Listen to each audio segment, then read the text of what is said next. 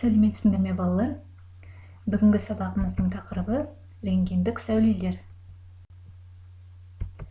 Сабағымыздың негізгі мақсаты рентген сәулелері туралы толықтай ақпарат алу. Рентген сәулесін ашқан ғалым неміс ғалымы Вильгельм Конрад рентген екен 1895 жылы. Рентген сәулесі дегеніміз бұл қысқа толқынды электромагниттік тербелістер болып табылады. Таралу жылдамдығы жарықтың жылдамдығына сәйкес секундына 30.000 шақырым. Оларды рентген түтікшесінде вакуум қондырғысында жоғары кернеудегі электр тоғын өткізу арқылы алады. Ол толқын ұзындығы жағынан ультракүлгін сәулемен, қысқа толқын жағынан гамма сәулесімен шектеседі. Ол көзге көрінбейді, оны байқау үшін флуоресценттік және экран немесе фотоүлбі, яғни фотопленка қолданылады. Рентген сәулесіне байланысты негізгі формулалардың бірі EU тең болады mv квадрат бөлінген 2, яғни кинетикалық энергияны біз E көбейтілген U-ға теңестіреміз. Мұндағы E дегеніміз электрон заряды, тұрақты шама екенін білеміз, оның мәні -1,6-10⁻⁹ дәрежесі кулон. U дегеніміз кернеу, өлшем бірлігі вольт болатын. V дегеніміз электрон жылдамдығы, өлшем бірлігі метр бөлу секунд. M бұл жерде электронның массасы алынады. Электронның массасы 9,1-10⁻31 дәрежесі килограмм. К дегеніміз кинетикалық энергия, өлшем бірлігі джоуль. Рентген сәулелерінің негізгі қасиеті. Рентген сәулелерінің өтімділік қабілеті күшті болып келеді.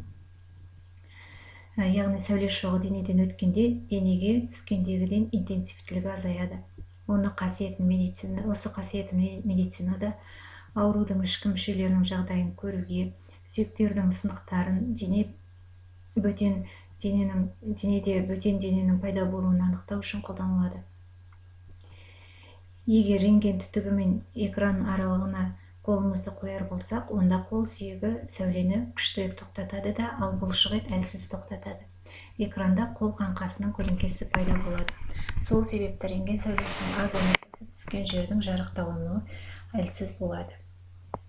Рентген сәулелері көрінетін жарық тәрізді фотографиялық пленканы қарайтады. Сол себепті зерттелген дене көлеңкесінің суретін алуға болады. Рентген сәулесінің интенсивтілігі анод жасалған заттың Z зарядына пропорционал болып келеді. Анод пен катод арасындағы кернеу қаншалықты көп болса, рентген сәулесінің қуаттылығы да соншалықты үлкен болады. Рентген сәулесінің қолданылуы жүктерді тексеру кезінде, яғни практикалық тұрғыдан алғанда медициналық рентгеноскопиядан айырмашылығы жоқ. Аэропортта, кедендік бақылау бекеттерінде және басқа да жерлерде қолданылады. Рентгендік құрылым анализ ретінде қолданады, яғни кез келген кристалдың атомдары реттелген 3 өлшемді болып келеді. Рентген сәулелерін кристалл арқылы жібергенде кристалдың дифракциялық суретін алуға болады. Егер кристалды түрлі бұрышпен қарайтын болсақ, оның ішкі құрылымындағы атомдарының қалай орналасатынын білуімізге болады. Рентгендік микроскопия. Рентген сәулелері жарық сәулесіне қарағанда толқын ұзындығы біршама кіші болып келеді. Сондықтан рентген сәулесінің көмегімен өте кішкене заттарды, атап айтқанда жекелеген атомдарды көруге болады. Рентгендік микроскопияға арнап рентген сәулесін сындыратын арнайы линза жасалған. Рентгендік спектрлік анализ. Зерттеп отырған заттың химиялық құрамын білу үшін қолданылады. Зерттеу екі бағытта жүреді. Біріншісі, рентген түтігіндегі катодтың орнына зерттеліп отырған затты орналастырады да пайда болған рентген сәулесін зерттейді. Екінші, зерттеліп отырған затты рентген сәулесімен сәулелендіреді де заттың жанап өткен немесе шағылысқан сәулені зерттейді. Рентгендік астрономия. Жұлдыздар тек қана көрінетін жарықты ғана емес, барлық электромагниттік толқындарды, соның ішінде рентген сәулелерінде шағылыстырады. Рентгендік телескоптар. Бұл рентгендік микроскоптың кері түрі. Арнайы рентгендік линзаларды құрастырғаннан кейін астрономдарда аспанды зерттеу жұмысы жандана түсті. Рентген диагностикасының басты әдістері мыналар: рентгенография, рентгеноскопия, рентгенотомография және флюорография.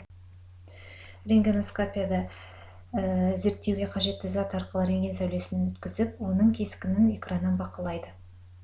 Рентген сәулелерінің бір бөлігі шашырап кетеді де, енді біразы денеге сіңіп қалады. Ал үшінші бір бөлігі денеден өтіп, экранға жарық түсіріп, сүйектер мен ішкі органдардың көлеңкесін көзге көрсетеді. Рентгенография бұл әдісте зерттелетін заттың кескінін үлбіге, яғни пленкаға түсіріп алып, оны ұзақ уақыт құжат ретінде пайдаланады. Бұл әдісте зерттелетін зат рентген түтігі мен үлбінің арасына қойылады. Заттан өткен рентген сәулесінің интенсивтілігі сол заттың тығыздығына байланысты болады. Соған сәйкес, заттан өткен сәуле үлбіде фотохимиялық реакция туғызып, одан кескін пайда болады. Тістің рентгенографиясы. Флюорографияда флюоресценттік экрандағы кескінді шағын өлшемді фотоүлбіге, яғни фотопленкаға түсіріп алу әдісін айтады. Рентген томографиясы қазіргі кезде кең тараған рентгені диагностиканың бір түрі, медицинада жиі қолданып жүрген RX100S LK рентген томограф компьютермен жабдықталған, сондықтан оны компьютерлік томограф дейді. Осы аппараттың көмегімен зерттелетін нұсқаның кеңістіктің үш өлшемді бағытындағы кескінін алуға болады.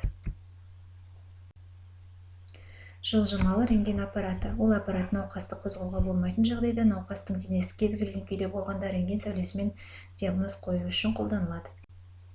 Сүйектің металдан жасалған заттың көлеңкелері өте айқын көрінеді. Рентген сәулелері медицинада ауруға диагноз қою үшін қолданады. Оны жаңағыда айтып өттік. Мына жерден тағы да ақпараттарды оқып өтсеңдер болады. Енді бүгінгі тақырыбымызға байланысты қысқаша теориялық. Қандай зерттеуге қажетті зат арқылы рентген сәулесін өткізіп, оның кескінін экраннан бақылайды. Рентгеноскопия, рентгенография, флюорография. Дәптерімізді ашып, конспектіден кейін осы сұрақтарға жауап береміз. Екінші сұрақ. Фотопленкаға түсіріп алу әдісі қалай аталады? Рентгенография, флюорография және рентгеноскопия. Рентген сәулесін ашқан қай ғалым? А. Максвелл, В. Рентген, С. Ньютон. Рентген сәулесінің қолданысы қай жерде? Медицинада, құрылыста, ауыл шаруашылығында. Рентгендік сәулелер қандай сәулелерге жатады? Инфрақызыл, электромагниттік және ультракүлгін. Рентген сәулесі қандай сәулелердің аралығында жатады? Ультракүлгін мен гамма сәулелерінің арасында, ультракүлгін мен инфрақызыл сәулелерінің арасында, инфрақызыл мен гамма сәулелерінің арасында. Ары қарай төмендегі берілген 4 есепті шығарамыз, яғни экранды тоқтатып қойып, бүгінше сабағымыз аяқталды. Сау болыңдар.